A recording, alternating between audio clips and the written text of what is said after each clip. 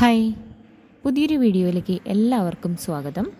Calicut university FIUGP first semester BAക്കാരുടെ AC2 മലയാള സാഹിത്യ അനുശീലനം എന്ന് പറയുന്ന പുസ്തകത്തിലെ ഒരു ചാപ്റ്ററിനെ കുറിച്ചാണ് ഇന്ന് പറയാൻ പോകുന്നത്.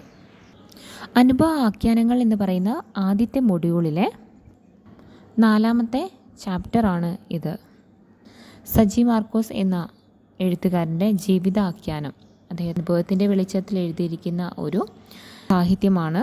അർമേനിയൻ ഷോഗാമാൻ ടെലീറിയനെ അറിയാമോ? അദ്ദേഹം കൊന്ന യുവ തുർക്കിയെയോ എന്നാണ് ഈ ഒരു അനുഭവാഖ്യാനത്തിൻ്റെ പേര് കൊടുത്തിരിക്കുന്നത്. ദ ട്രൂ കോപ്പി എന്നാണ് ഇതിൻ്റെ സമാഹാരത്തിൻ്റെ പേര് കൊടുത്തിരിക്കുന്നത്. അതിനകത്തുള്ള ഒരു ഭാഗം മാത്രമാണ് ഈ അർമേനിയയിലെ ഷോഗാമാൻ ടെലീറിയനെ അറിയാമോ എന്നത്. പ്രവാസിയും സഞ്ചാരിയും എഴുത്തുകാരനുമായ സജി മാർക്കോസിൻ്റെ യാത്രാ അനുഭവക്കുറിപ്പാണ് അർമേനിയൻ ഷോഗാമാൻ ടെലീറിയനെ അറിയാമോ? അദ്ദേഹം കൊന്ന യുവ തുർക്കിയെയോ എന്നത്. അർമേനിയയിൽ യാത്രയുടെയും ജീവിതാഖ്യാനത്തിൻ്റെയും ഭാഗമായാണ് ഈ കുറിപ്പ് രചിച്ചിട്ടുള്ളത്. ഒട്ടോമാൻ ഗവൺമെൻറ് അർമേനിയയിൽ നടത്തിയ ഏകപക്ഷീയവും കപട ദേശീയതയിൽ അധിഷ്ഠിതവുമായ മനുഷ്യക്കുരുതിയുമാണ് ഈ ആഖ്യാനത്തിലുള്ളത്. ഓട്ടോമൻ തുർക്കികൾ അർമേനിയ ഉൾപ്പെടെ ദേശങ്ങൾ ഭരിക്കുകയുണ്ടായി. ആ ഗവൺമെൻറ്റിൻ്റെ അവസാനത്തെ ഉപപ്രധാനമന്ത്രിയായിരുന്നു തലാത് പാഷ. തലാത് പാഷയും ഇതിനകത്ത് മെയിനായിട്ടുള്ള ഒരു കഥാപാത്രമായിട്ട് വരുന്നുണ്ട്. അദ്ദേഹത്തെ കൂടാതെ ഐവർ പാഷ, ഇസ്മയിൽ പാഷ എന്നീ അധികാരികളും ഇതര വംശീയ മനുഷ്യരെ കൂട്ടക്കുരുതി ചെയ്തിരുന്നു. അർമേനിയൻ വംശജരിൽ ബഹുഭൂരിപക്ഷവും വംശീയ ആക്രമണത്തിന് വിധേയരായി എന്നാണ് പാഠങ്ങൾ പറയുന്നത്. ലോകത്തിൻ്റെ പല ഭാഗങ്ങളിൽ നിന്നും അഭയാർത്ഥികളായി ചിതറിപ്പോയവരായിരുന്നു ഈ മുഴുവൻ ആളുകളും.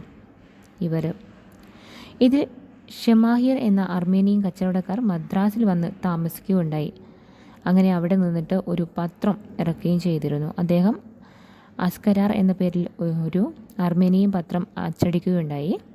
ഈ അസ്കരാർ എന്ന വേർഡിൻ്റെ അർത്ഥം വരുന്നത്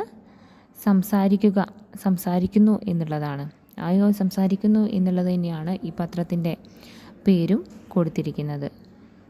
അർമേനിയ സന്ദർശിക്കാൻ അവസരം കിട്ടിയ സജി മാർക്കോസിന് അവിടുന്ന് ലഭിച്ച അനുഭവങ്ങൾ വിവരണാതീതമാണ്. അതായത് വിശ്വസിക്കാനേ പറ്റുന്നില്ല. അത്രയും ദുരന്തകരമായിട്ടുള്ള കുറേ കാര്യങ്ങൾ ഇതിനകത്ത് പറഞ്ഞിരിക്കുന്നുണ്ട്. ഭരണകൂടത്തെക്കുറിച്ചും ആളുകളെക്കുറിച്ചും ഒരു വിഭാഗക്കാരെക്കുറിച്ചും ഒക്കെ തന്നെയുള്ളത്. അതായത് ഒരു വംശത്തെ ഇല്ലാതാക്കുകയും മറ്റുള്ള വംശക്കാർ മാത്രം നിന്നാൽ മതി എന്നുള്ള കുറേ കാര്യങ്ങളൊക്കെയാണ് ഇതിനകത്ത് പറഞ്ഞിരിക്കുന്നത്. വംശീയ വെറിയും അതിരു കവിഞ്ഞ ദേശീയവാദവും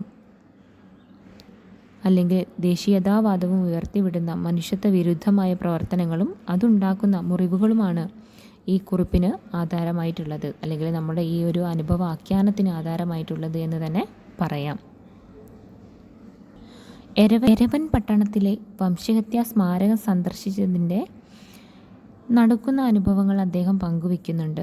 മണ്ണിനടിയിലേക്ക് 9 നിലകളിലായി ആ സ്മാരകം സ്ഥിതി ചെയ്യുന്നു. ഓരോ നിലയിൽ ഇറങ്ങുമ്പോഴും വംശീയ വേട്ടയാടലിൻ്റെ ഇരകളായി മാറിയ അർമേനിയൻ വംശജൻ്റെ ഭീതിത ജീവിതത്തിൻ്റെ നടുക്കുന്ന വിവരങ്ങൾ തെളിഞ്ഞു വരുന്നുണ്ട്.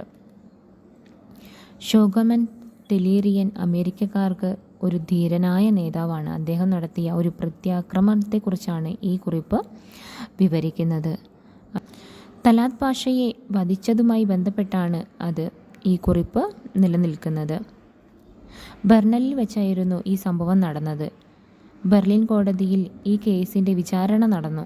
തലാത് പാഷയെ കുറ്റക്കാരനായി കണ്ടെത്തി ശിക്ഷ വിധിക്കുകയും ചെയ്തു. എന്നാൽ അതേസമയം കോടതി അയാളെ വെറുതെ വിട്ടു. ചെറുപ്പത്തിൽ കണ്ട പീഡനത്തിൻ്റെയും ഒറ്റപ്പെടലിൻ്റെയും നടുക്കുന്ന മുറിവുകൾ ഷോഗാമാൻ ടെലീറിയനെ ഉണ്ട് എന്ന് കോടതി വിലയിരുത്തി. വിചിത്രമായ ഒരു ആഖ്യാനമാണ് സജി മാർക്കോസ് ഇവിടെ കുറിക്കുന്നത്.